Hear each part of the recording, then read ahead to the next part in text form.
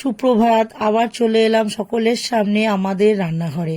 আজকে আমি তৈরি করব এগ মশলা কারি। এটি তৈরি করতে লাগবে সেদ্ধ ডিম, আদা, পেঁয়াজ, রসুন, কাঁচা লঙ্কা, সব কুচনো, টমেটো।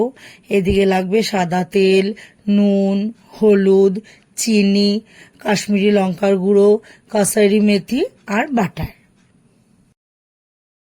কড়াইটা গরম হয়ে গেলে এবার তেলটা দিয়ে দেবো।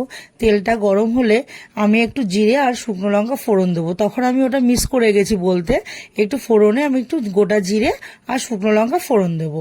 একটু ফোড়ন দেওয়ার পর এবার আমি পেঁয়াজ কুচনোটা ওর মধ্যে দিয়ে দেবো।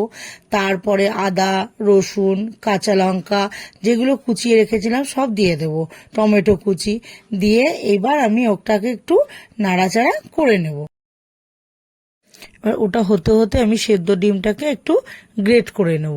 সেদ্ধ ডিমটা গ্রেট করা হয়ে গেলে এবার যেই মশলাটা ওর মধ্যে রয়েছে, পেঁয়াজ টেয়াজগুলো একটু ভাজা ভাজা হয়ে গেছে, এবার আমি ওর মধ্যে একে একে নুন দেব, হলুদ দেব, চিনি দেব, একটু স্বাদ মতো একটু চিনি দেব, আর একটু কালারের জন্য কাশ্মীরি লঙ্কার গুঁড়ো দেবো। যেহেতু কাঁচা লঙ্কা কুচিয়ে দিয়েছি আর লঙ্কার গুঁড়ো দেবো না, একটু কাশ্মীরি লঙ্কার গুঁড়ো দেবো। এটাকে দিয়ে অল্প একটু জলের ছিটা দেব, দিয়ে নিয়ে এবার আস্তে করে ওটাকে ভালো করে একটু মিশিয়ে দেবো।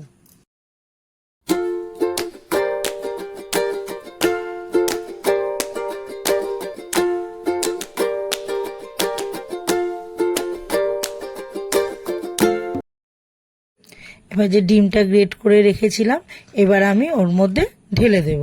এবার ঢেলে দিয়ে একটু ভালো করে মিশিয়ে নিয়ে অল্প একটু জল দিয়ে দেব।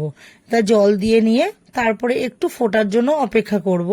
তারপরে ফুটে গেলে ওর মধ্যে কসুরি মেথিটা একটু হাতের মধ্যে ডলে ওটা ওর মধ্যে দিয়ে দেব, আর বাটারটাকেও দিয়ে দেব।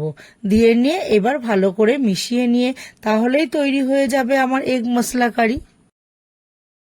এই রান্নাটি যদি ভালো লেগে থাকে তাহলে লাইক করবেন, শেয়ার করবেন, কমেন্ট করে জানাবেন, আর অবশ্যই সাবস্ক্রাইব করবেন।